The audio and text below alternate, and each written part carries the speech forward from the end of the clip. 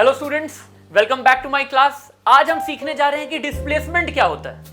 याद है ना, हम लोग मोशन पढ़ रहे हैं और अभी तक तुम मेरे पहले और दूसरे दिन के वीडियो देखे होंगे तो ये समझ में आ गया होगा कि ऐसा नहीं है कि मैं कोई एग्जाम के लिए, मार्क्स के लिए 100 में 100 लाने के लिए पढ़ा रहा हूं। नहीं भाई, हम लोग को तो क्योंकि मोशन इतना इंटरेस्टिंग लगता है, इंटरेस्टिंग चीज है भी, इसलिए पढ़ रहे हैं और इतने अच्छे से पढ़ रहे हैं कि पूरा चैप्टर खत्म होने के बाद हमारा खुद मन करने लग जाएगा कि कोई आके हम लोग का टेस्ट ले ले। इतना अच्छे से सीख लिए हैं कि दूसरों को साबित करने का मन करेगा कि हम लोग कितना अच्छा आता है। लेकिन सीखते वक्त हम लोग टेस्ट, मार्क्स ये सब कुछ नहीं सोच रहे, पढ़ इसलिए रहे हैं क्योंकि मजा आ रहा है। और आज का टॉपिक भी बड़ा इंटरेस्टिंग है, डिस्प्लेसमेंट। और डिस्प्लेसमेंट क्या होता है ये बात तुमको समझाने के लिए मैं तुमसे एक सवाल पूछना चाहता हूं और एक सिचुएशन दिखाना चाहता हूं। इस सिचुएशन पे ध्यान दो। देखो, एक बॉडी है, वो पॉइंट P से हिलना शुरू करता है और 5 मीटर का डिस्टेंस कवर करता है। मेरा सवाल तुमसे यह है कि बताओ ये 5 मीटर का डिस्टेंस कवर करने के बाद कहां पाया जाएगा, फाइनली कहां पाया जाएगा? ऑब्वियसली नहीं बता सकते भाई, हमें थोड़ी पता है कि वो किधर की तरफ गया, मतलब इधर गया या इधर गया या इधर गया या थोड़ा आगे जाके घूम गया, थोड़ा ऊपर जाके राइट घूम गया। हमें तो बस पता है कि वो टोटल में 5 मीटर का डिस्टेंस कवर किया है।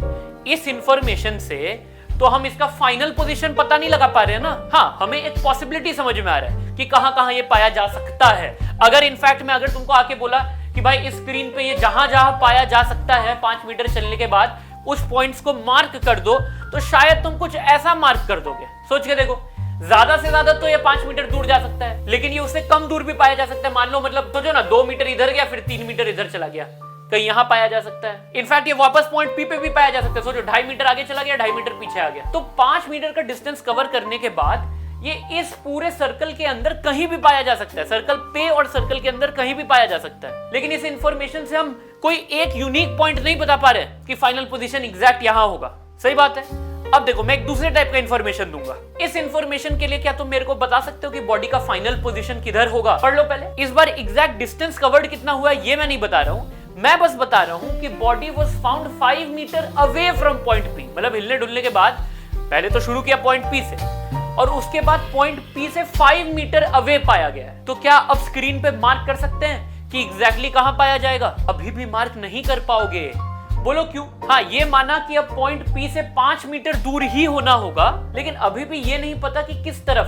क्या 5 मीटर दूर यहां पाया जाएगा या यहां पाया जाएगा या यहां पाया जाएगा, यहां? अभी भी एक फिक्स्ड फाइनल पोजीशन नहीं पता चला है भाई। अभी अगर हम लोग को सारा पॉसिबल फाइनल पोजीशंस मार्क करना होगा तो शायद हम ऐसा कुछ मार्क कर देंगे, भाई बॉडी 5 मीटर दूर यहां पर हो सकता है, यहां हो सकता है, यहां। ये सारे पॉइंट्स तो पॉइंट P से 5 मीटर दूर है। तो यानी इस इंफॉर्मेशन को पाके भी हम एक यूनिक फाइनल पोजीशन का पता नहीं लगा पाए हैं। अब मेरे तीसरे इंफॉर्मेशन को देखो, क्या होगा अगर मैं तुमको ये इंफॉर्मेशन दे दूं। इस बार मैं ना केवल ये बताया हूं कि बॉडी 5 मीटर अवे मूव हुआ है, वो किस तरफ मूव हुआ है मैं ये भी बताया हूं, एक डायरेक्शन भी बताया हूं। तो यानी अब वो जितने भी सारे पॉइंट थे 5 मीटर अवे, वो सारे पॉसिबिलिटीज नहीं बचे। अब एक ही पर्टिकुलर पॉइंट फाइनल पोजीशन हो सकता है। कौन सा वाला? जो ना केवल पॉइंट P से 5 मीटर दूर है बट एग्जैक्टली उससे वेस्ट की तरफ है।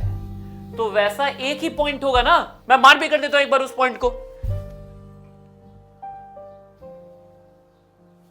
यहां कहीं होगा वो point, correct. This will be the final position of the body. अब जाके ऐसे इंफॉर्मेशन को पाके हम बॉडी का फाइनल पोजीशन पता लगा पाए हैं। तो इसका मतलब अगर हम लोग को ऐसा इंफॉर्मेशन दिया रहेगा कि बॉडी शुरू में यहां है, उसे इतना दूर गया और इस तरफ, तो ऐसे टाइप के इंफॉर्मेशन से हम बॉडी का फाइनल पोजीशन पता लगा लेंगे। इसी बात को मैं इस पेज पे लिख दिया हूं कि if we have this kind of an information कि स्टार्टिंग पॉइंट से कितना दूर और किस तरफ, तो हम यूनिकली फाइनल पोजीशन का पता लगा सकते हैं। पढ़ लो और देखो समझ में आ रहा है कि नहीं। इसी टाइप के इंफॉर्मेशन को ना, ये वाला जो इंफॉर्मेशन है स्टार्टिंग पॉइंट से कितना दूर और किस तरफ, इसी इंफॉर्मेशन को हम कहते हैं डिस्प्लेसमेंट ऑफ द बॉडी।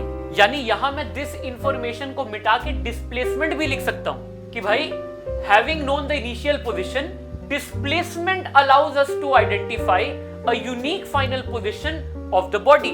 और ध्यान से समझो, ये जो डिस्प्लेसमेंट वाला इंफॉर्मेशन है इसमें 2 पार्ट है। एक नंबर वाला पार्ट जो बता रहा है कि भाई स्टार्टिंग पोजीशन से कितना दूर, कितना, इस बात का आंसर एक नंबर से मिलेगा, और उसके साथ किस तरफ, यानी एक डायरेक्शन।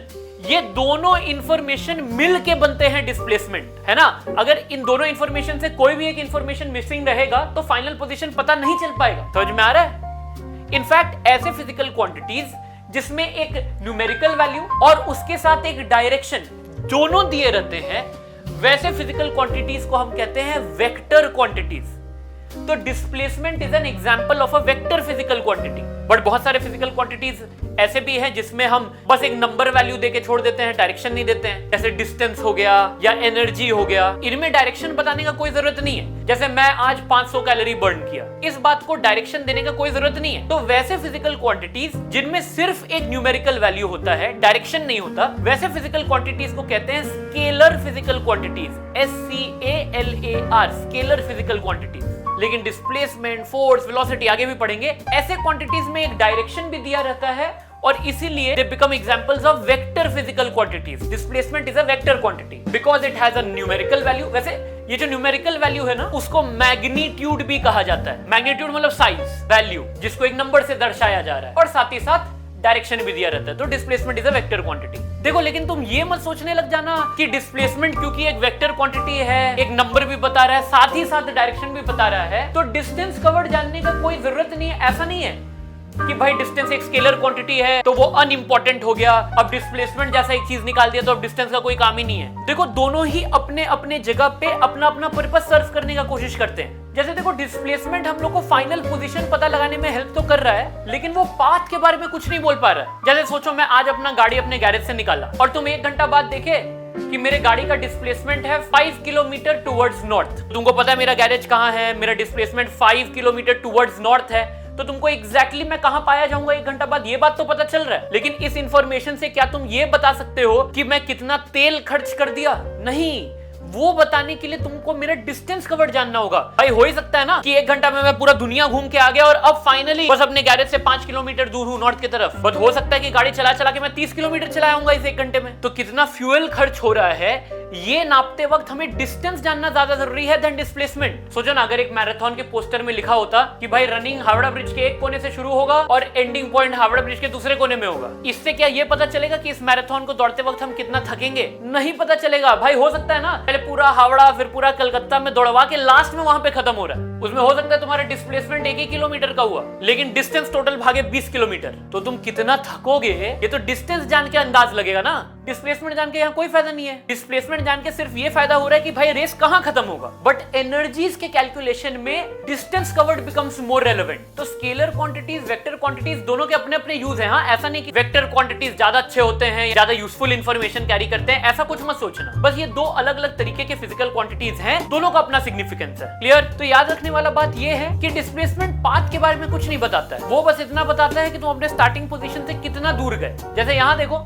अगर तुम पॉइंट ए से शुरू किए पॉइंट बी तक गए, तुमको डिस्प्लेसमेंट बताना है तो तुम कौन सा पाथ लियो इससे कुछ फर्क नहीं पड़ता। भाई अगर तुमको बताना है कि तुम पॉइंट ए से कितना दूर पहुंचे हो, तो कितना दूर ये बताने के लिए तो तुम पाथ पे ध्यान ही नहीं दोगे ना। तुम देखोगे स्टार्टिंग पॉइंट कहां है, एंडिंग पॉइंट कहां है, सिर्फ उन दोनों को देख के बताओगे कि तुम कितना दूर गए स्टार्टिंग पॉइंट से। देखो, ये रहा स्टार्टिंग पॉइंट, ये रहा एंडिंग पॉइंट। डिस्प्लेसमेंट बताता है कि तुम अपने स्टार्टिंग पॉइंट से कितना दूर गए, तो बस तुम अब ये वाला लेंथ मेजर करके बता दोगे। इस पॉइंट से इस पॉइंट तक जो भी लाइन का लंबाई है वही तुम्हारे डिस्प्लेसमेंट का मैग्नीट्यूड है। बट मेरा पॉइंट ये है कि जब तुम वो डिस्प्लेसमेंट का वैल्यू बताओगे, जो भी होगा, मान लो 9 मीटर, वो वैल्यू जान के कोई ये नहीं जान पाएगा कि तुम ए से बी किस पाथ को लेके गए थे। थोड़ी ना कोई ये पाथ गेस कर लेगा क्या कोई? तो डिस्प्लेसमेंट पाथ के बारे में कुछ नहीं बता पाता, लेकिन डिस्टेंस कवर्ड ये बताता है कि तुम जो एक्चुअल पाथ लिए हो वो पाथ का लंबाई कितना है, और कई बार वो जानना ज्यादा जरूरी होता है। तो दोनों ही क्वांटिटीज इंपॉर्टेंट है।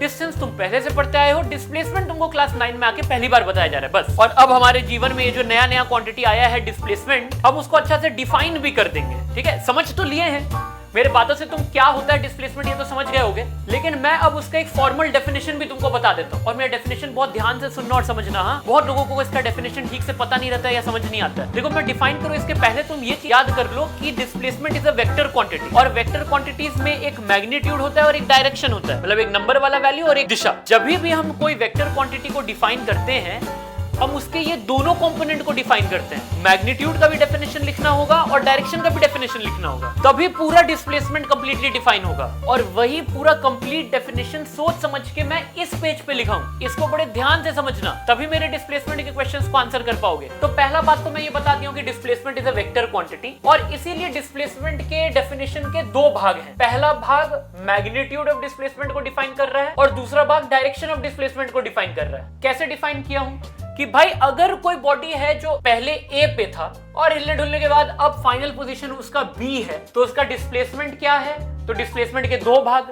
पहले आंसर करेंगे कि डिस्प्लेसमेंट का मैग्नीट्यूड क्या है। The magnitude of displacement is defined to be the length of the line segment joining the initial and final position.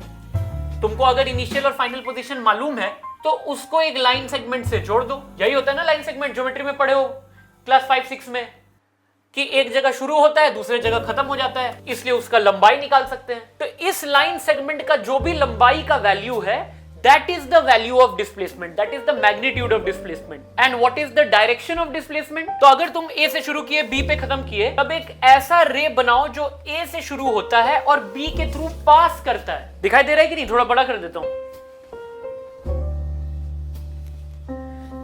ये देखो, एक रे बनाए हैं, ए से शुरू हुआ है और बी के थ्रू पास करता है। एक रे का कोई लेंथ नहीं होता है लाइन सेगमेंट जैसा, क्योंकि वो शुरू तो हुआ है लेकिन कहीं खत्म नहीं हो रहा है। लेकिन हर रे का एक यूनिक डायरेक्शन होता है। भाई जब हम लाइन सेगमेंट बनाए हैं तो हम एक लंबाई दिखा रहे हैं, लेकिन जब हम एक रे बनाए हैं तब हम एक डायरेक्शन दिखा रहे हैं। तो इसीलिए magnitude of displacement is given by the length of this line segment joining the initial and final position, and direction of displacement is given by this ray from the starting position through the final position. अब ये direction actual situation में कुछ भी हो सकता है, north, east, waste, degrees में बता सकते हो। आगे चल के देखोगे फिजिक्स में वेक्टर्स बोल के एक पूरा मैथ्स का टूल है जो यूज किया जाता है, जिससे हम डायरेक्शन अच्छे से कम्युनिकेट कर सकते हैं। लेकिन पता इस तरीके से करना है कि डायरेक्शन किधर है, स्टार्टिंग पॉइंट से फाइनल पोजीशन की तरफ एक रे बनाओ, वो रे का जो डायरेक्शन है वही डिस्प्लेसमेंट का डायरेक्शन है। उसी बात को मैं यहां लिख दिया हूं। तो कोई अगर हमें रास्ते में चलते चलते पूछ लिया कि डिफाइन डिस्प्लेसमेंट, तो हम बोलेंगे भाई displacement is a vector quantity. हां, तो डिस्प्लेसमेंट के अंदर तो दो कंपोनेंट होते हैं, उसका मैग्नीट्यूड और उसका डायरेक्शन। इसलिए भाई दोनों का डेफिनेशन मेरे को तुम्हें देना पड़ेगा कि कैसे दोनों चीज निकालना है। इसलिए the correct and complete definition of displacement is what I have written here. ये तुम लिख भी लो, मैं बहुत कम ही चीज लिखने के लिए बोलता हूं। वैसे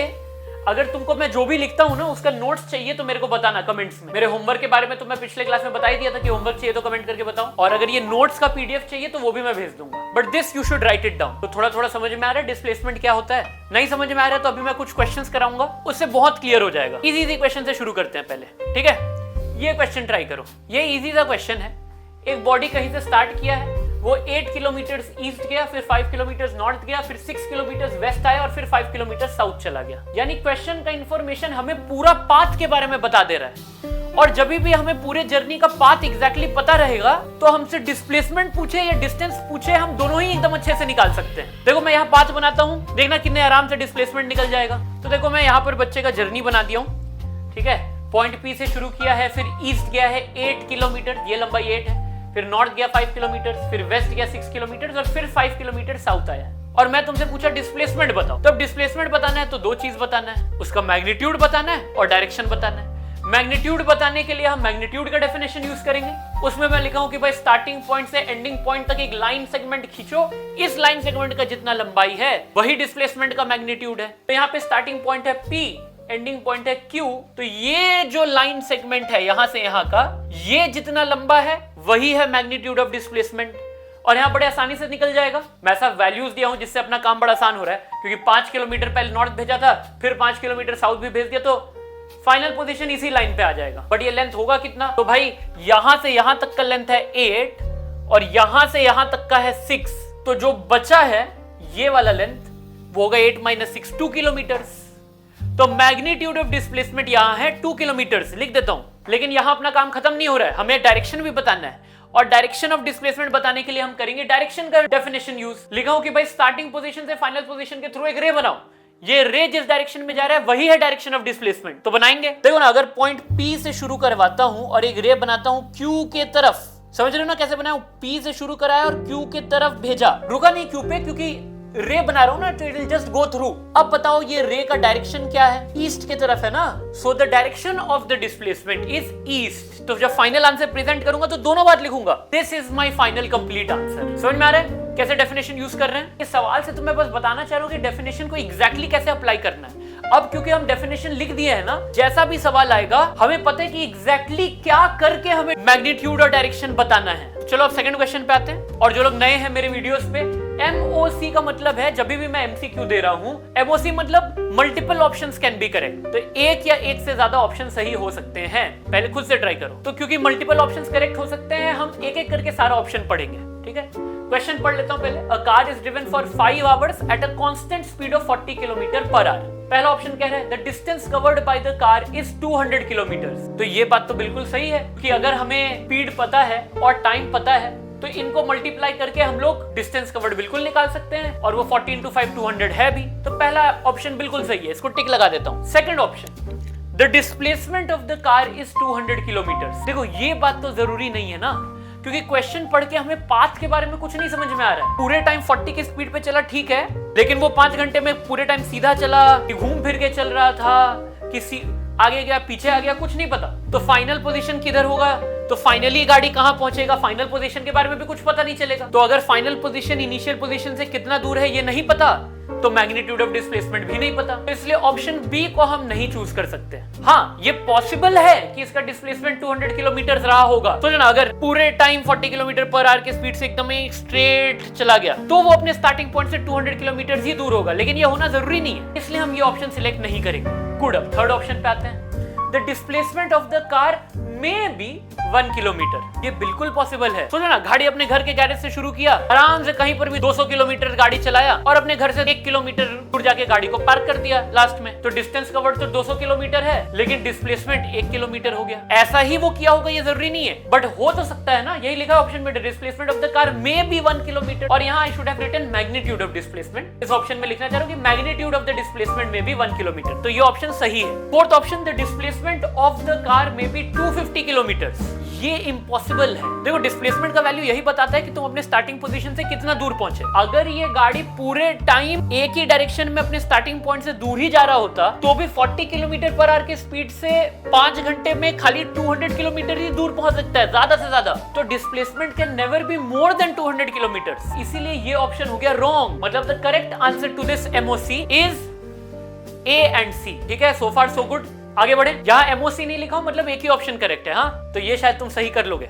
अच्छा से सोच समझ के करना। अब मैं करता हूं। इंफॉर्मेशन बहुत ही साधारण सा है कि body is moving in a straight line, कि एक स्ट्रेट लाइन है उसी पे बॉडी मूव कर रहा है। तो अब ऑप्शंस पढ़ते हैं। Its magnitude of displacement must be equal to distance covered. अगर तुम ये ऑप्शन सिलेक्ट किए हो तो तुम्हारा आंसर हो गया गलत। बोलो कैसे? अब देखो, क्वेश्चन यही बोला है कि the body is moving in a straight line. तो मैं एक सिनेरियो बनाता हूं। तो मान लो ये वो स्ट्रेट लाइन है जिसपे बॉडी मूव करेगा। ठीक है, यहां मैं एक बनाया हूं स्ट्रेट लाइन, तो जूम कर दूं। देखो, इस स्ट्रेट लाइन पे अपना बॉडी मूव करेगा। ठीक है, अब हो सकता है ना कि वो सीधा गया, फिर यहां रुक के वो ऐसे पीछे यहां आ गया। अभी भी the body has moved in a straight line, in the straight. कभी भी तो वो स्ट्रेट लाइन के बाहर नहीं जा रहा है। तो सोचो वो सीधा गया, फिर वो घूम के यहां आ गया। ठीक है, यहां खत्म हो गया। ये पाथ भी एक बार बना के दिखा देता हूं। तो ऐसा पाथ का बात कर रहा हूं। यहां ऐसे शुरू किया, फिर पीछे घूम के यहां आ गया। मतलब यहां पर ऐसे लाइन के बाहर कभी नहीं गया। हाँ, तुमको समझाने के लिए मैं बस ये येलो लाइन ग्रीन लाइन से अलग बनाया हूं। वो बेसिकली इसी लाइन पे आगे गया, फिर पीछे आ गया। तो इस केस में इसका डिस्टेंस कवर्ड देखो कितना ज्यादा है, लेकिन डिस्प्लेसमेंट तो सिर्फ इतना सही है। ये जो लंबाई है स्टार्टिंग से फाइनल पोजीशन के बीच में, उतना सही डिस्प्लेसमेंट है, लेकिन डिस्टेंस कवर्ड कितना ज्यादा है। इसलिए पहला ऑप्शन हो गया गलत। The magnitude of displacement must be equal to the distance covered, ये गलत हो गया। सेकंड ऑप्शन क्या है? Magnitude of displacement must be less than the distance covered, ये भी गलत। हालांकि ऐसा हुआ हो सकता है, जैसा कि हम इस सिनेरियो में देख रहे हैं, displacement is less than the distance covered, but must be ये कहना गलत है। क्योंकि सोचो ना, हो सकता है कि वो सिर्फ सीधा ही चला, कभी घूमा ही नहीं, तब तो डिस्टेंस कवर्ड डिस्प्लेसमेंट सेम हो जाएगा। वो बात भी एक बार दिखा देता हूँ। ये बात देखो भाई, स्ट्रेट लाइन पे मूव किया है और पूरे टाइम एक ही डायरेक्शन में इधर ही गया, यहाँ के रुक गया। तो अब इस पाथ के लिए जितना डिस्टेंस कवर्ड है ठीक उतना ही डिस्प्लेसमेंट भी है। बॉडी जितना डिस्टेंस कवर किया है अपने स्टार्टिंग पॉइंट से वो उतना ही दूर है। तो ऐसे सिनेरियो में displacement is not less than the distance, it is equal to the distance. इसलिए ये ऑप्शन भी गलत हो गया। फिर थर्ड ऑप्शन देखो, the magnitude of displacement can be greater than the distance covered. ये तो कभी नहीं हो सकता किसी भी एग्जाम्पल में, क्योंकि अगर डिस्प्लेसमेंट ये बताता है कि तुम अपने स्टार्टिंग पॉइंट से कितना दूर गए हो, तो तुमको उतना दूर पहुंचने के लिए एटलीस्ट उतना डिस्टेंस तो कवर करना ही पड़ेगा ना। मैं अगर अभी बोलूं कि मेरे डिस्प्लेसमेंट का मैग्नीट्यूड 50 मीटर है, तो यहां से 50 मीटर दूर जाने के लिए मेरे को एटलीस्ट 50 मीटर तो चलना ही पड़ेगा। हाँ, वहां पहुंचने के लिए मैं और घूम फिर के जाऊंगा तो मेरा डिस्टेंस कवर्ड 50 मीटर से भी ज्यादा हो जाएगा, लेकिन 50 मीटर दूर पहुंचने के लिए एटलीस्ट 50 मीटर तो चलना ही पड़ेगा। तो डिस्टेंस कवर्ड कम से कम डिस्प्लेसमेंट जितना होना ही पड़ेगा। Distance covered can never B less than displacement. तो इसलिए ये option magnitude of displacement can be greater then distance covered, ये हो गया सरासर गलत। इसीलिए सही आंसर क्या हो गया? None of these. टिक लगा देता हूं। ये क्वेश्चन क्लियर है, और इसी क्वेश्चन के समझ से मेरे इस बात को अच्छे से समझ लो। इस कॉन्सेप्ट के ऊपर बेस्ड बहुत सारे क्वेश्चंस बनते हैं ना, कि डिस्टेंस कम हो सकता है, डिस्प्लेसमेंट ज्यादा हो सकता है, कब क्या हो सकता है, तो उसके बारे में बहुत अच्छे से कंडीशंस को समझ लो। ऐसा नहीं है कि बॉडी स्ट्रेट लाइन में चलता है तो डिस्टेंस और डिस्प्लेसमेंट बराबर हो जाता है। सिर्फ स्ट्रेट लाइन पे चलना कंडीशन नहीं है। सही कंडीशन है कि अगर बॉडी बिना डायरेक्शन बदले हुए चलता है तब उसका डिस्टेंस और डिस्प्लेसमेंट इक्वल रहता है। यानी कि तुम स्ट्रेट लाइन पे चल रहे हो और कभी अपने डायरेक्शन भी नहीं बदले, यानी पलट के कभी वापस की तरफ नहीं आए, एक ही डायरेक्शन में चलते रहे, तब तुम्हारा डिस्टेंस कवर्ड और डिस्प्लेसमेंट इक्वल होगा। तुमको स्ट्रेट लाइन वाला बात कहने का जरूरत भी नहीं है भाई। अगर तुम बिना डायरेक्शन बदले चलोगे तो तुम स्ट्रेट लाइन पे चलोगे ना। तो सिर्फ ये बात भी कह देना कि if a body is moving without changing its direction, then the magnitude of displacement will be equal to the distance covered। ये बिल्कुल सही है। और ये भी कहना सही है कि if the body changes its direction during its motion, then its displacement will be lesser than its distance covered। भाई अगर तुम अपने फाइनल पॉइंट पे घूम फिर के डायरेक्शन बदल बदल के पहुंचे हो तो तुम्हारा डिस्प्लेसमेंट तुम्हारे डिस्टेंस कवर्ड से कम ही होगा। यानी तुम उतना दूर और छोटे पाथ से जा सकते थे, लेकिन तुम घूमने फिरने के कारण डिस्टेंस ज्यादा कवर किए हो। That is why then your displacement will be less than distance covered. इसी बात को मैं इस फ्लो चार्ट में लिख दिया हूं कि अगर डायरेक्शन कभी नहीं बदले चलते चलते तो डिस्टेंस कवर्ड डिस्प्लेसमेंट सेम, अगर चलते वक्त डायरेक्शन बदले हो तो distance covered is going to be greater than displacement. But हाँ, एक बात कंक्लूसिवली लिखा जा सकता है कि distance covered will be greater than और इक्वल टू डिस्प्लेसमेंट। ऐसा कभी नहीं होगा कि distance covered is less than displacement. तो इस बात को भी मैं ऑलवेज लिख के लिख देता हूं, ठीक है। तो ये वाला जो बात है कि distance covered will always be greater than और equal to magnitude of displacement, ये बात हमेशा सच होगा हर सिचुएशन में, जैसा भी पाथ हो। ये बात क्लियर है भाई? आगे बढ़े और क्वेश्चंस करें। अब इस क्वेश्चन में भी एमओसी नहीं है, एक ही ऑप्शन सही है, तो इसको भी सही करने का कोशिश करना। हो गया? अब मैं करूं। देखो, इंफॉर्मेशन अच्छा से समझ लो। एक बॉडी को देखा जा रहा है, 1 घंटे तक देखा गया है। 1 घंटे देखने के बाद ये डिक्लेयर किया गया कि बॉडी का डिस्प्लेसमेंट है 0, यानी 1 घंटे पहले वो जहां था 1 घंटे बाद भी वो वहीं पाया गया। तो कौन सा ऑप्शन सही है? देखो, ऑप्शंस पढ़ने के पहले ये चीज तो दिमाग में आ रहा है ना कि हो सकता है कि ये बॉडी हिला ही नहीं था, शुरू में जहां था पूरे 1 घंटा वहीं पड़ा रहा, इसलिए 1 घंटा बाद इसका डिस्प्लेसमेंट 0 पाया गया। ये हो सकता है। अच्छा, वैसे ये क्वेश्चन भी एमओसी है, मैं लिखना भूल गया हूं, लेकिन ये एमओसी है, तो एक से ज्यादा ऑप्शन सही हो सकता है। ठीक है, तो अब पहले ऑप्शन में बढ़ते हैं। तो क्योंकि ऐसा हो सकता है कि बॉडी हिला ही नहीं, पूरे टाइम एक ही जगह रहा, तो एवरेज स्पीड तो 0 हो ही सकता है। क्योंकि एवरेज स्पीड कैसे निकालते हैं? Total distance covered by total time taken. अगर हिलेगा ही नहीं तो टोटल डिस्टेंस कवर्ड 0 रह जाएगा, तो 0 डिवाइडेड बाय 1 आवर इज 0। तो average speed of this 1 hour में भी 0 बिल्कुल पॉसिबल है। जरूरी नहीं ऐसा हुआ हो तो ये भी सकता है कि कहीं गया फिर वापस आ गया, तब एवरेज स्पीड 0 नहीं होगा, क्योंकि तब तो एक डिस्टेंस कवर किया है। बट यहाँ मे वर्ड लिखा ना, मे बी 0, इसलिए हम इस ऑप्शन को टिक मारेंगे। तो यहां मैं लगा दिया इसको टिक। और इसी के साथ साथ ऑप्शन डी पढ़ो। The distance covered by the body must be greater than the magnitude of displacement। भाई अगर बॉडी हिलेगा ही नहीं तो डिस्टेंस कवर्ड कितना? 0। डिस्प्लेसमेंट कितना? वो भी 0। तो ये तो हुआ नहीं कि distance covered was greater than displacement. यहां इस ऑप्शन में तो लिखा है distance covered must be greater than the magnitude of displacement. ये बात भी हो गया गलत। तो अब ऑप्शन बी पे बढ़ते हैं। देखो, ऑप्शन बी पढ़ने से पहले मैं तुमको ये याद दिला दूं कि क्वेश्चन पढ़ के हमें सिर्फ इतना सा बात समझ में आ रहा है कि बॉडी का अगर डिस्प्लेसमेंट 0 है तो मतलब वो जहां शुरू किया था वहीं खत्म करेगा। अब ऑप्शन बी पढ़ो। The body could be at a constant speed of 3 metres per second for an hour. क्या ये हो सकता है? हाँ, हो सकता है। एक गाड़ी इमेजिन करना जो 3 मीटर्स पर सेकेंड के कांस्टेंट स्पीड से एक सर्कुलर ट्रैक में चल रहा है और 1 घंटे में 1 लैप कंप्लीट कर लेता है। तो 1 घंटे में अगर एक लैप कंप्लीट कर रहा है तो वो 1 घंटे बाद वहीं होगा जहां वो शुरू किया था, सर्कुलर ट्रैक है ना, तो उसका डिस्प्लेसमेंट 0 होगा। और पूरे इस 1 घंटे के दौरान इसका speed, constant speed 3 metres per second भी था। तो यानी ये ऑप्शन बिल्कुल सही है। कुड लिखा है ना, जरूरी नहीं ऐसा होगा, but the body could be at a constant speed of 3 metres per second for an hour. बिल्कुल सही बात है ये, टिक लगाओ। अब option C, if the body moved it must have changed direction exactly once during the motion. अब option ही कह दिया है कि मान लो इफ बॉडी मूव्ड, तो ऐसा नहीं सोच सकते कि बॉडी जहां था वहीं है, हिला ही नहीं है। इफ द बॉडी मूव्ड, तो ऑप्शन ये कह रहा है कि जीरो डिस्प्लेसमेंट होने के लिए बॉडी को एग्जैक्टली एक बार अपना डायरेक्शन बदलना पड़ेगा मोशन के दौरान। क्या ये बात सही है? बिल्कुल सही नहीं है। सोचो ना, तुम यहां से स्टार्ट कर रहे हो, पहले इधर गए, फिर एक बार घूमे, इधर गए, फिर एक बार घूमे, इधर आ गए, मतलब एक ट्रायंगुलर ट्रैक में मूव किए, तो डायरेक्शन तो 2 बार बदल लिए ना, और स्टार्टिंग पॉइंट पे ही आ गए वापस, तो जीरो डिस्प्लेसमेंट भी हो गया। यानी अगर जीरो डिस्प्लेसमेंट चाहिए, ये बात तो सही है कि तुमको डायरेक्शन बदलना जरूर पड़ेगा, तभी स्टार्टिंग पॉइंट पे लौट सकते हो, लेकिन एक ही बार डायरेक्शन बदलोगे ये जरूरी नहीं है। हाँ, एक बार बदल के भी आ जाओगे, लेकिन एक से ज्यादा बार बदल के भी आ सकते हो, ट्रायंगुलर पाथ, स्क्वायर पाथ। तो ऐसा कोई जरूरी नहीं है कि एग्जैक्टली वंस ही तुम डायरेक्शन बदलोगे अपने मोशन में। यहां अगर एटलीस्ट वंस लिखा होता ना, तब ये ऑप्शन सही हो जाता कि जहां से तुम शुरू कर रहे हो तुमको घूम फिर के वापस वहीं आना है, तो एक न एक बार तो तुमको डायरेक्शन बदलना ही होगा। वो बात सही है, डायरेक्शन बदलोगे ही नहीं तब तो अपने स्टार्टिंग पॉइंट से सिर्फ दूर जाते रहोगे ना, फिर डिस्प्लेसमेंट जीरो हो ही नहीं पाएगा, क्योंकि स्टार्टिंग पॉइंट पे लौटोगे कैसे। तो जीरो डिस्प्लेसमेंट होने के लिए अगर बॉडी हिला है तो उसे एक ना एक बार तो अपना डायरेक्शन बदलना पड़ेगा, लेकिन केवल एक बार बदलना होगा, ये बात सही नहीं है। तो ये ऑप्शन हम टिक नहीं करेंगे। ऑप्शन डी को तो हम लोग पहले ही एलिमिनेट कर दिए हैं। तो इस क्वेश्चन का आंसर पता क्या चला? A and B. क्लियर? इस क्वेश्चन में कोई डाउट है? अगले क्वेश्चन में बढ़े। अगला क्वेश्चन पढ़ लो भाई। A girl starts moving from point P and moves 15 meter away from point P to reach Q.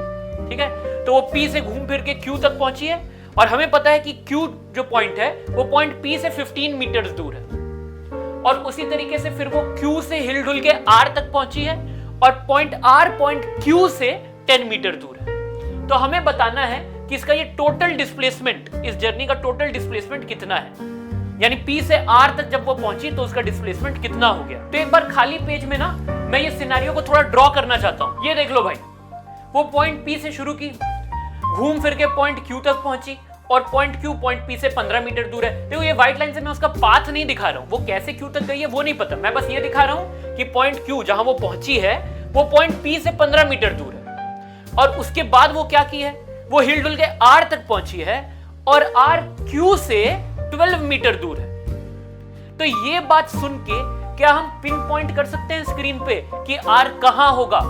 नहीं कर सकते हैं। हमें तो बस इतना समझ में आ रहा है, इतना ही बोला है क्वेश्चन कि पॉइंट R जो है वो पॉइंट Q से 10 मीटर दूर है। तो पॉइंट Q से 10 मीटर दूर यहां हो सकता है R, यहां हो सकता है, यहां यहां यहां यहां यहां यहां यहां यहां यहां यहां यहां। सोच के देखो, अगर मैं वो सारे पॉइंट मार्क कर दूं जो पॉइंट Q से एग्जैक्टली 10 मीटर दूर है, तो हमें क्या दिखाई देगा? बना के दिखाता हूं। ऐसा कुछ दिखाई देगा कि नहीं? एक ऐसा सर्कल जिसका सेंटर Q पे है और रेडियस 10 मीटर है। ऐसे सर्कल के एज पे जितने भी पॉइंट है वो Q से 10 मीटर ही दूर होंगे, यानी वो Q से जो हिल डुल के R तक पहुंची उसका वो फाइनल पोजीशन इस सर्कल के एज पे कहीं पर भी हो सकता है। मैं यहां पे मार्क करके एक एग्जांपल दिखाया हूं। तो जब हमें पता चल जा रहा है कि इसका फाइनल पोजीशन कहां है, और हमें पता है कि स्टार्टिंग पॉइंट P है, तो P से R को जोड़ के जो लाइन सेगमेंट बनेगा वही बताएगा कि मैग्नीट्यूड ऑफ डिस्प्लेसमेंट कितना है। तो हमें इस वैल्यू का पता लगाना है कि P से R का लेंथ कितना है। लेकिन अगर पॉइंट R का लोकेशन फिक्स्ड है ही नहीं, तो क्या ये लंबाई फिक्स्ड रहेगा? नहीं भाई। देखो मैं पॉइंट R को हिला हिला के दिखा देता हूं। डिपेंडिंग ऑन R कहां है, यानी उस लड़की का फाइनल पोजीशन कहां खत्म हुआ, ये बताएगा कि वो अपने पॉइंट P से, स्टार्टिंग पॉइंट से कितने दूर पहुंची है। देखो ना, यहां पर जब वो है तो वो पॉइंट P से बहुत दूर चले गई है, और अगर मान लो यहां कहीं खत्म कर रही है, यहां पे कहीं खत्म कर रही है, तो वो पॉइंट P से ज्यादा दूर नहीं पहुंची है। लेकिन इस सर्कल पे कहीं पर भी खत्म करने से ये बात सच है कि पहले वो P से 15 मीटर दूर Q पहुंची थी, और फिर Q से 10 मीटर दूर R पे पहुंची थी। तो पॉइंट R हो कहीं भी सकता है, लेकिन क्योंकि पॉइंट R फिक्स्ड नहीं है, इसलिए ये पॉइंट P से फाइनली कितना दूर पहुंची, यानी मैग्नीट्यूड ऑफ हर डिस्प्लेसमेंट, ये बात भी फिक्स नहीं है। इसलिए अगर क्वेश्चन पे ध्यान दोगे तो मैं ये नहीं पूछा हूं कि मैग्नीट्यूड ऑफ डिस्प्लेसमेंट क्या है, मैं देखो पूछा हूं what can be the magnitude of a displacement, इसके डिस्प्लेसमेंट का मैग्नीट्यूड क्या हो सकता है। ये नहीं पूछा कितना है ना हम निकाल सकते हैं ना मैं पूछा हूं। हम बस यहां पे ना एक रेंज निकाल सकते हैं कि मिनिमम डिस्प्लेसमेंट इतना हो सकता है और मैक्सिमम डिस्प्लेसमेंट इतना हो सकता है। बताओ इसका फाइनल पोजीशन जो R है वो कहां होना चाहिए कि डिस्प्लेसमेंट सबसे कम हो जाए। वो अपने इनिशियल पोजीशन P से अगर सबसे पास रहना चाहती है तो पॉइंट R को मैं सर्कल पे कहां रख दूं, यहां रखना चाहिए, है ना। तो बना के भी दिखा देता हूं। सोचो अगर इसका फाइनल पोजीशन R एग्जैक्टली यहां हो जाए तो वो पॉइंट P के सबसे क्लोज खत्म हो रही है।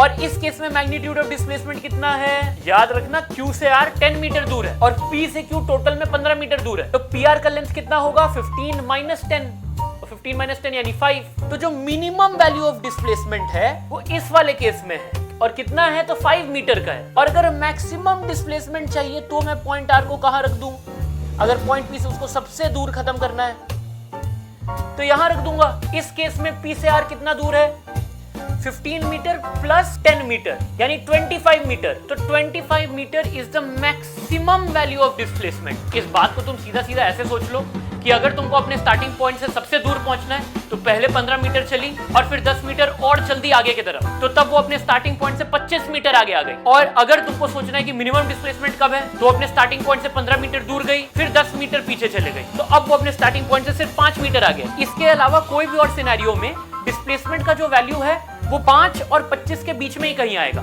तो अब बस हमें ऑप्शंस देखने हैं। What can be the magnitude of a displacement, 45 हो सकता है क्या, नहीं हो सकता। 25 से ज्यादा है। 37 हो सकता है क्या, नहीं हो सकता है। 30 हो सकता है क्या, नहीं हो सकता है। 12 हो सकता है क्या, हाँ 12 हो सकता है क्योंकि 12 लाइज बिटवीन 5 एंड 25। 4 हो सकता है क्या, नहीं हो सकता है क्योंकि 4 तो 5 से भी छोटा है। तो only correct option is option D. MOC था लेकिन एक ऑप्शन भी सही हो सकता है, वन और मोर देन वन ऑप्शन। तो यहां एक ही ऑप्शन सही है, डी। टिक लगा दे रहा हूं। देखो इस क्वेश्चन में मैं सिंपल अगर मैथ्स के भाषा में बात करूं ना तो क्वेश्चन की इंफॉर्मेशन से मुझे यह समझ में आता है कि पॉइंट PQR, इस जर्नी के point PQR, they will form a triangle whose two sides are known, 15 meter and 10 meter, and we know that in any triangle the sum of two sides must be greater than the third side। तो यहीं से समझ में आता है कि third side can not B greater then 25। फिर तो 15 प्लस 10 करके थर्ड साइड से बड़ा नहीं हो पाएगा ना। And at the same time third side can not B less then 5 क्योंकि फिर थर्ड साइड एंड 10 करके 15 से बड़ा नहीं हो पाएगा। तो वहीं से हमें रेंज पता चल जा रहा है कि third side must be somewhere between 5 and 25। और because the length of the third side is nothing but the magnitude of a displacement, displacement must lie between 5 and 25। इसीलिए यहां एक ही आंसर सही है, वो है डी। क्लियर, सिंपल ज्योमेट्री में बताया हूं मैं। यहां पे सर्कल बना के मैं थोड़ा सा तुम लोग को लॉजिक के भाषा में बात करने का कोशिश किया हूं। तुम्हारा मर्जी है, जैसे सोचना है सोचो। हाँ, मैथ्स का भाषा जानना इसलिए जरूरी है कि मान लो तुमको एक अच्छे से सुंदर सा प्रूफ लिखना है तो अपने प्रूफ को भावनाओं से तो नहीं भर सकते हो ना कि पास रहने के लिए, दूर रहने के लिए ऐसा करो वैसा करो। तब मैथ्स का कोई थ्योरम यूज करना पड़ता है। तो the theorem of maths that will govern the range of her displacement is that the sum of any two sides of a triangle must be greater than the third side, and that allows us to write a rigid proof for the range of displacement। ठीक है, बढ़िया। Next question में बढ़ते हैं। ये question कहां गया भाई, ये क्वेश्चन करो। देखो ये वाला क्वेश्चन ना मैं एक बात समझा दूं। ये क्वेश्चन मैं डालना नहीं चाहता था, ये क्वेश्चन मेरे को मजबूरन डालना पड़ा जब मैं देखा कि बहुत सारे बुक्स में, स्कूल्स में, टीचर्स में, दूसरे वीडियोस में लोग डिस्टेंस और डिस्प्लेसमेंट का डिफरेंस जब बताते हैं एज ए टेबल बना के एकदम मार्क्स और पॉइंट उठाने के लिए, तो एक पॉइंट लिख देते हैं कि distance can never B negative but displacement can B negative. लेकिन मेरे हिसाब से कभी भी कोई क्लियरली इस बात को समझा नहीं रहा है, जिससे एक बहुत बड़ा कंफ्यूजन पैदा हो जाता है। देखो इस क्वेश्चन को देखो, the magnitude of displacement can B negative, can not be negative. इस बात का आंसर है कैन नॉट बी नेगेटिव। एकदम 100% आंसर है ये। Magnitude of displacement can never B negative. अरे कैसे हो सकता है magnitude of displacement negative? Magnitude of displacement क्या है? तुम अपने स्टार्टिंग पॉइंट से कितना दूर हो, इस बात का आंसर तुम कभी नेगेटिव क्यों दोगे? तुम 5 मीटर दूर हो सकते हो, तुम 3 मीटर दूर हो सकते हो। मैं अभी तुमको बोला कि भाई मैं यहां से -4 मीटर दूर पहुंच गया, इस बात का क्या मतलब? कोई मतलब नहीं है। Magnitude of displacement can never B negative. लेकिन अगर तुम इधर उधर इस बात को पढ़ के कंफ्यूज्ड हो तो मैं बता देता हूं कि जब तुम देखते हो कि लिखा हुआ है displacement equal to -6, displacement equals to -3, इस बात का माइनस का यहाँ क्या मतलब है? देखो ये याद कर लो कि डिस्प्लेसमेंट ऐसा क्वांटिटी है जो बताते हैं हम अपने स्टार्टिंग पॉइंट से कितने दूर हैं और किस तरफ। ये जो किस तरफ का इंफॉर्मेशन है ये अभी तक हम अपने एग्जांपल्स में या तो नॉर्थ साउथ ईस्ट वेस्ट करके बता रहे हैं, या तो कभी कभी यार तुम देखोगे जब नॉर्थ और ईस्ट के बीच में है या साउथ और वेस्ट के बीच में तब north east, south west, south east ऐसे करके भी बताया जाता है। लेकिन ये जो तरीके हैं ना वो हर डायरेक्शन को नहीं बता सकते या एग्जैक्ट डायरेक्शंस नहीं बता सकते। अरे भाई नॉर्थ और नॉर्थ ईस्ट के बीच में भी तो बहुत सारा डायरेक्शन है। तो ये जो सिस्टम है नॉर्थ साउथ ईस्ट वेस्ट वाला या लेफ्ट राइट वाला या अप डाउन वाला, ये हर केस में हमें अलाउ नहीं करेंगे डायरेक्शन समझाना, एग्जैक्ट डायरेक्शन समझाना। अगर हम चल के कहीं पर भी जा सकते हैं तो एक्चुअली हमारे पास इनफाइनाइट डायरेक्शंस हैं जिधर हम मूव कर सकते हैं। तो एग्जैक्टली हम कौन से डायरेक्शन में गए ये बताने के लिए हम एक मैथ्स का टूल यूज करते हैं, वेक्टर्स। लेकिन वो तुम आगे पढ़ोगे। अभी इस साल ताकि हम इस प्रॉब्लम में ना फंस जाएं कि भाई डायरेक्शंस को कम्युनिकेट कैसे करना है, 99% प्रॉब्लम्स खाली ऐसे बॉडी पे बेस्ड होगा जो एक स्ट्रेट लाइन में ही चल रहा है, स्ट्रेट लाइन के बाहर कभी नहीं गया, खाली एक स्ट्रेट लाइन के अंदर ही मूव कर रहा है। तो अब ऐसे मूविंग बॉडी का अगर हमें डायरेक्शन कम्युनिकेट करना है तो एक बात तो पहले समझो कि ये दो ही डायरेक्शन में मूव कर सकता है, या तो इस तरफ या तो उस तरफ, है ना। एक टनल मान लो, टनल समझते हो ना, सुरंग। एक टनल के अंदर बॉडी या तो उस डायरेक्शन में मूव करेगा या तो इस डायरेक्शन में मूव करेगा। तो अपने जर्नी खत्म होने के बाद हम देखेंगे कि बॉडी का स्टार्टिंग पॉइंट कहीं था और एंडिंग पॉइंट ये स्टार्टिंग पॉइंट के या तो इस तरफ है या तो उस तरफ है। यानी हर बार डिस्प्लेसमेंट का दो ही पॉसिबल डायरेक्शन हो सकता है। ऐसे सिचुएशन में हम ये कहते हैं कि भाई अब हम लोग नॉर्थ साउथ ईस्ट वेस्ट ये सब कुछ नहीं यूज करेंगे अपने कम्युनिकेशन के लिए। डायरेक्शन समझाने के लिए हम प्लस और माइनस का यूज कर लेंगे। इस तरफ उस तरफ बोलने की जगह हम किसी एक तरफ को कहेंगे कि ये प्लस वाला तरफ है और उसके ऑपोजिट डायरेक्शन को हम कहेंगे कि ये माइनस वाला डायरेक्शन है। और फिर बोलेंगे कि ठीक है बॉडी अगर शुरू यहां हुआ तो और खत्म यहां हुआ तो डिस्प्लेसमेंट, और फिर हम बोलेंगे मान लो बॉडी यहां शुरू हुआ था और फिर 3 मीटर दूर यहां खत्म हुआ तो बॉडी का डिस्प्लेसमेंट है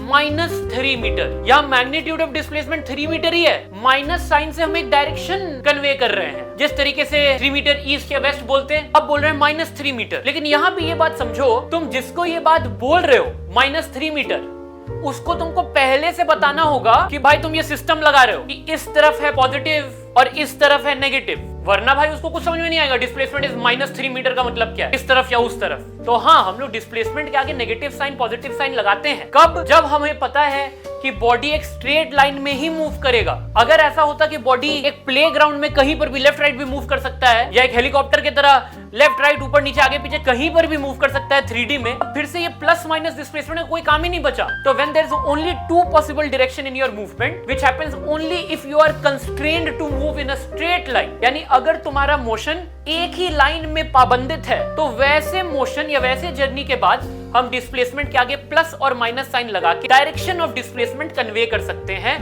और उस केस में भी हमें पहले से ही सुनने वाले को ये बता के रखना होगा कि मेरा प्लस किस तरफ है और माइनस किस तरफ है। मेरे आगे के वीडियोस में तुम ये भी देखोगे कि जब हम ऐसे क्वेश्चंस करेंगे जहां हमें पता है कि बॉडी एक ही लाइन में मूव करने वाला है और तब मैं डिस्प्लेसमेंट के आंसर में प्लस या माइनस साइन लगा रहा हूं, तो मैं सोल्यूशन में ही लिख दिया हूं शुरू में इस सिचुएशन में मैं प्लस साइन इस तरफ को माना और नेगेटिव साइन उस तरफ को माना हूं, ठीक है। लेकिन तभी भी और कभी भी मैग्नीट्यूड ऑफ डिस्प्लेसमेंट वाला पार्ट वो नेगेटिव नहीं हो सकता। इनफैक्ट कोई भी चीज का मैग्नीट्यूड नेगेटिव नहीं हो सकता।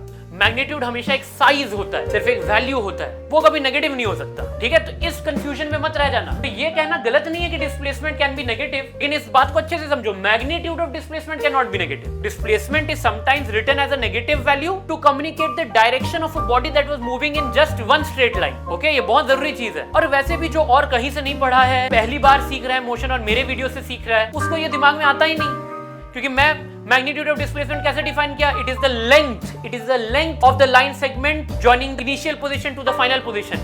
भाई लंबाई कभी नेगेटिव थोड़ी हो सकता है, तो ये सवाल उठाना ही अजीब है, ठीक है भाई। आगे बढ़े, चलो एक लास्ट क्वेश्चन कर लो। ये टिपिकल ट्रेडिशनल सा क्वेश्चन है, पढ़ लो क्वेश्चन पहले। ऐसा सिमिलर क्वेश्चन तुमको कई सारे बुक्स में मिलेगा, शायद एनसीईआरटी में भी है।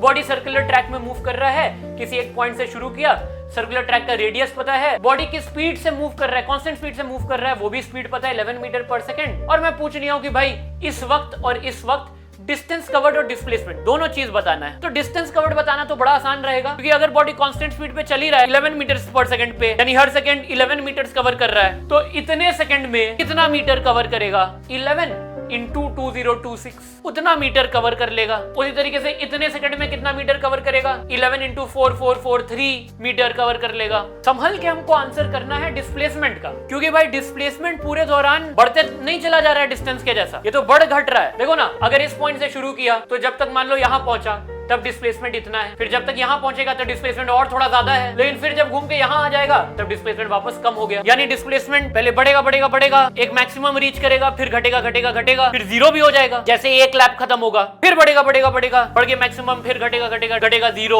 और ये चलते रहेगा। इनफैक्ट अगर मैं तुमसे पूछूं कि इस ट्रैक के लिए मैक्सिमम डिस्प्लेसमेंट बॉडी का कितना हो सकता है, तो भाई बॉडी अपने स्टार्टिंग पॉइंट से ज्यादा कितना दूर पहुंच सकता है, जब वो एकदम डायमेट्रिकली ऑपोजिट पॉइंट पे होगा, और तब वो अपने स्टार्टिंग पॉइंट से एग्जैक्टली 14 मीटर 14 मीटर दूर होगा। भाई इतना रेडियस 7 और इतना रेडियस भी 7, तो तब 14 मीटर दूर होगा, और मिनिमम डिस्प्लेसमेंट तो ऑब्वियसली जीरो है। जब वो अपने एग्जैक्ट स्टार्टिंग पॉइंट पे ही रहेगा तब डिस्प्लेसमेंट जीरो रहेगा। तो हमें पता है कि इन दोनों क्वेश्चन का डिस्प्लेसमेंट का आंसर 0 और 14 के बीच में कोई नंबर है, या 0 और 14 भी हो सकता है, बट 14 से ज्यादा नहीं हो सकता आंसर। और क्योंकि डिस्प्लेसमेंट पूछा तो मैग्नीट्यूड डायरेक्शन दोनों बताना है। डायरेक्शन बताने के लिए मैं ये वाला सिस्टम यूज करूंगा कम्युनिकेशन के लिए, अपना popular north south east west वाला सिस्टम। बट निकालेंगे कैसे डिस्प्लेसमेंट कितना है? तो डिस्प्लेसमेंट निकालने के लिए हर बार हमें ये पता करना जरूरी है कि अपना फाइनल पोजीशन क्या है। पहले क्वेश्चन में हमें ये सोचना होगा कि जब 2026 सेकंड आया तब बॉडी कहां पहुंचा होगा, और ये समझने के लिए पहले ये सोचो कि भाई अगर 11 मीटर पर सेकंड पे चलाता है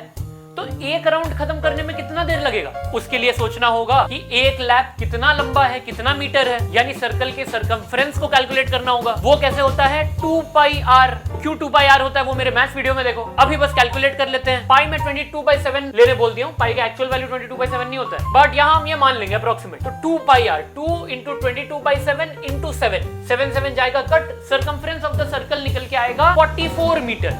इसको मैं लिख देता हूं यहाँ, ये बात याद रखेंगे कि एक लैप का लंबाई है 44 मीटर। तो बताओ एक लैप कंप्लीट करने में कितना टाइम लगेगा? भाई 11 मीटर पर सेकंड के कांस्टेंट स्पीड से बॉडी चल रहा है, हर सेकंड 11 मीटर कवर होगा, तो 44 मीटर कवर होने में 4 सेकंड लगेगा। इस बात को भी लिख देता हूं यहाँ, कैपिटल T मतलब एक लैप कंप्लीट करने में कितना टाइम लग रहा है। तो इससे हमें समझ में आता है कि अगर मैं तुमसे पूछा होता कि 4th सेकंड पे डिस्प्लेसमेंट कितना है, तो क्योंकि 4th सेकंड में एक लैप कंप्लीट हो रहा है, एग्जैक्टली 4th सेकंड पे बॉडी ठीक अपने स्टार्टिंग पॉइंट पे ही होगा, तो तब डिस्प्लेसमेंट जीरो होगा। उसके बाद वापस डिस्प्लेसमेंट जीरो कब होगा? और 4 सेकंड बाद, यानी 8th सेकंड पे, फिर 12th सेकंड पे वापस डिस्प्लेसमेंट जीरो, फिर 16th सेकंड में वापस डिस्प्लेसमेंट जीरो। यानी जब 4 सेकंड का कोई मल्टीपल टाइम बीता होगा तब बॉडी ठीक अपने स्टार्टिंग पॉइंट पे पाया जाएगा। तो पहले तो हम ये चेक कर लेंगे कि क्या ये 4 का कोई मल्टीपल है, क्योंकि फिर बड़े मजे से अपना आंसर हो जाएगा 0, डिस्प्लेसमेंट इज 0। लेकिन अफसोस ये नंबर 4 का मल्टीपल नहीं है। 4 का डिविजिबिलिटी टेस्ट पता है ना, लास्ट के 2 डिजिट अगर 4 के मल्टीपल है तो पूरा नंबर ही 4 का मल्टीपल है, लेकिन 26 इज नॉट डिविजिबल बाय 4। लेकिन हाँ, अगर क्वेश्चन 2024 सेकंड होता तो वो 4 का मल्टीपल हो जाता, यानी 2024 सेकंड पे 2024वें सेकंड पे बॉडी अपने स्टार्टिंग पॉइंट पे होता। तो यानी अगर 2024 सेकंड पे बॉडी अपने स्टार्टिंग पॉइंट पे है तो 2026 सेकंड यानी और 2 सेकंड बाद कहां होगा? तो यहां से और 2 सेकंड बॉडी को चला दो, कहां पहुंचेगा? भाई 4 सेकंड में पूरा सर्कल घूम ले रहा है, तो 2 सेकंड में आधा सर्कल घूमेगा, अपने स्टार्टिंग पॉइंट के ठीक ऑपोजिट वाले पॉइंट पे पहुंचा होगा। यानी 2026 सेकंड पे बॉडी यहां होगा, अपने डायमेट्रिकली ऑपोजिट वाले पॉइंट पे। तो डिस्प्लेसमेंट का आंसर कितना आएगा? 14 मीटर। ये है मेरा magnitude of displacement. Starting point यहां, फाइनल पॉइंट यहां, मैग्नीट्यूड ऑफ डिस्प्लेसमेंट इस लाइन की लंबाई जो कि है 14 मीटर। अच्छा, इस वक्त डायरेक्शन ऑफ डिस्प्लेसमेंट क्या है? तो हम अपने स्टार्टिंग पॉइंट से एंडिंग पॉइंट की तरफ एक रे खींचे, ये रे किधर पॉइंट कर रहा है? ईस्ट के तरफ। तो डिस्प्लेसमेंट का आंसर क्या हो गया? 14 मीटर टुवर्ड्स ईस्ट। तो कई बार क्या होता है ना, क्वेश्चन में ऐसे नॉर्थ साउथ ईस्ट वेस्ट बना के नहीं देता है, फिर भी डिस्प्लेसमेंट पूछ लेता है, और अगर तुम अपना डायरेक्शन नहीं लिखोगे आंसर में तब तो आंसर अधूरा रह जाएगा। तो ऐसे में तुम ही अपने सोल्यूशन में कहीं ना कहीं ये बना के दिखा दो कि भाई मैं डायरेक्शन इस तरीके से बताने वाला हूं, नॉर्थ साउथ ईस्ट वेस्ट करके बताऊंगा। ठीक है, तो मैं आंसर लिख देता हूं पहले पार्ट का यहाँ। तो डिस्टेंस 11 × 2026 करके निकाल दिया, खूब सारा डिस्टेंस, 22 किलोमीटर से ज्यादा चल गया गाड़ी, बट इस मोमेंट पे अपने वो स्टार्टिंग पॉइंट से सिर्फ 14 मीटर ही दूर है ईस्ट की तरफ। अब सेकंड क्वेश्चन भी ऐसे ही सोच के बताओ। सेकंड क्वेश्चन का भी डिस्टेंस तो आसानी से लिख सकते हैं। पहले डिस्टेंस लिख देता हूं, तो डिस्टेंस हम लिख दिए 11 × इतना करके। अब डिस्प्लेसमेंट बताओ कितना होगा? तो फिर से वही लॉजिक से स्टार्ट करते हैं कि भाई क्या हम लोग लकी केस के साथ डील कर रहे हैं? क्या ये टाइम 4 का कोई मल्टीपल है? यहां तुमको मन करेगा कि काश 4 4 4 4 हो जाता, तब पक्का ये 4 का मल्टीपल हो जाता, लेकिन दिया तो है 4 4 4 3 सेकंड, यानी 4 4 4 4 से ठीक 1 सेकंड पहले बॉडी कहां था? भाई 4 4 4 4 से ठीक 1 सेकंड पीछे भेजो बॉडी को। फिर से सोचो, 4 सेकंड में अगर बॉडी एक पूरा लैप मार रहा है तो 1 सेकंड में एक क्वार्टर लैप मारेगा, एक चौथाई लैप मारेगा, यानी लैब खत्म होने पे तो यहां था 4 सेकंड पे, लेकिन ठीक 1 सेकंड पहले रिवाइंड करोगे तो बॉडी यहां पाया जाएगा। या ऐसे सोच लो कि अगर तुम 440 सेकंड यानी 4440th सेकंड पे बॉडी कहां होता, वो भी एक 4 का मल्टीपल है, यानी बॉडी यहां होता। उसके 3 सेकंड बाद यानी 4443 वाले सेकंड पे बॉडी कहां है वो जानने के लिए बॉडी को 3 सेकंड चलाओ तो 4 सेकंड में पूरा राउंड, 1 सेकंड में यहां, 2 सेकंड में यहां, 3 सेकंड में यहां और 4 सेकंड में यहां। तो 3 सेकंड में कहां, यहां। तो अब final position of the body is here on the top of the circle. तो इस बार डिस्प्लेसमेंट कितना है भाई, एक बार फाइनल पोजीशन मार्क कर देता हूं। ये अगर मेरा फाइनल पोजीशन है, पहले मैग्नीट्यूड ऑफ डिस्प्लेसमेंट सोचते हैं, स्टार्टिंग पॉइंट से फाइनल पॉइंट को ज्वाइन करो, कर दिया ज्वाइन। अब इसका लंबाई निकालो, कैसे निकाले, ये लाइन तो टेढ़ा है, कोई बात नहीं, यहाँ पे हल्का सा ज्योमेट्री यूज कर लेंगे। मैं अगर 2 खास रेडियस बनाऊं, कौन से वाले, एक ये दूसरा ये, तो दोनों ही रेडियस 7 मीटर होंगे और ये एक राइट एंगल ट्रायंगल बन जाएगा। निकालना ये लंबाई है, हाइपोटेन्यूज, और 2 छोटे साइड पता है तो पाइथागोरस थ्योरम करके ये लेंथ निकल जाएगा। कितना आएगा, 7√2 लिख देता हूं। तो डिस्प्लेसमेंट का आंसर क्या आया, मैग्नीट्यूड ऑफ डिस्प्लेसमेंट इज 7√2 और डायरेक्शन क्या आएगा, देखो इधर से इधर की तरफ रे बनाए तो ये वाला डायरेक्शन क्या है, यहां पे सोचो ये वाला डायरेक्शन नॉर्थ और ईस्ट के एग्जैक्ट बीच में है, नॉर्थ ईस्ट, तो लिख दूंगा नॉर्थ ईस्ट। तो बताओ ये क्वेश्चन क्लियर है कि नहीं, ठीक है, इजी क्वेश्चन है, संभल के चलना है बस। कंटीन्यूअस लैप मारे जा रहा था ये बॉडी, तो फाइनल पोजीशन को अच्छे से ट्रैक करते रहना है। तो बताओ डिस्प्लेसमेंट का कॉन्सेप्ट अच्छे से समझ में आया कि नहीं। मैं अपने क्लास में तो और भी क्वेश्चंस कराऊंगा डिस्प्लेसमेंट के, और टफर और सोचने वाले। फिर भी एक होमवर्क क्वेश्चन मैं तुम्हारे लिए भी लिख के रखा हूं, पिछले क्वेश्चन के जैसा ही है, लेकिन यहाँ पे ट्रैक रेक्टेंगुलर है। ये क्वेश्चन करके तुम अपना आंसर नीचे कमेंट करना कि भाई इस टाइम पे बॉडी कितना डिस्टेंस कवर किया था और कितना डिस्प्लेसमेंट हुआ है। डिस्टेंस निकालना फिर से आसान रहेगा, डिस्प्लेसमेंट ध्यान से कैलकुलेट करना। तो hope you have understood what is displacement. Displacement मतलब अपने प्लेस से कितना हटा, डिस्प्लेस हुआ है मतलब अपने प्लेस पे अब वो ना रहा, कितना दूर गया वो है मैग्नीट्यूड ऑफ डिस्प्लेसमेंट, किस तरफ गया वो है डायरेक्शन ऑफ डिस्प्लेसमेंट। अगले क्लास में हम लोग पढ़ेंगे व्हाट इज वेलोसिटी, और उसके अगले क्लास में हम लोग पढ़ेंगे एक्सेलरेशन। तुम बस ध्यान से वीडियो देखते चले जाओ, तुमको बहुत आराम से फिजिक्स समझ में आएगा। ये चैप्टर तो फिजिक्स से ज्यादा मैथ्स है। अगला chapter Newton's laws of motion में और ज्यादा फिजिक्स का बात होगा, जब हम मोशन के पीछे के रीजन का बात करेंगे। यहाँ तो बस मोशन को डिस्क्राइब कर रहे हैं, सेकंड चैप्टर में मोशन क्यों हुआ उसके रीजंस का बात करेंगे। Okay, see you on day 4। Day 3 थोड़ा लंबा था, but I hope you don't mind, मजा आ रहा है। वैसे भी मेरा ये चैनल वैसा नहीं है कि तुम अपना एग्जाम के लिए एक रात पहले बैठ के पूरा देख रहे हो, याद है ना, एग्जाम के लिए ये चैनल है ही नहीं, वो सिर्फ एग्जाम से मतलब है। तो don't see me in day 4, मजा आ रहा है तो see me in day 4 to understand and enjoy the beauty of physics. Also अगर तुमको ये वीडियो देख के और क्वेश्चन, मेरे बनाए हुए क्वेश्चन प्रैक्टिस करने का मन है, तो एंडिंग स्क्रीन पे इंफॉर्मेशन है, यू कैन कॉन्टैक्ट। बाय।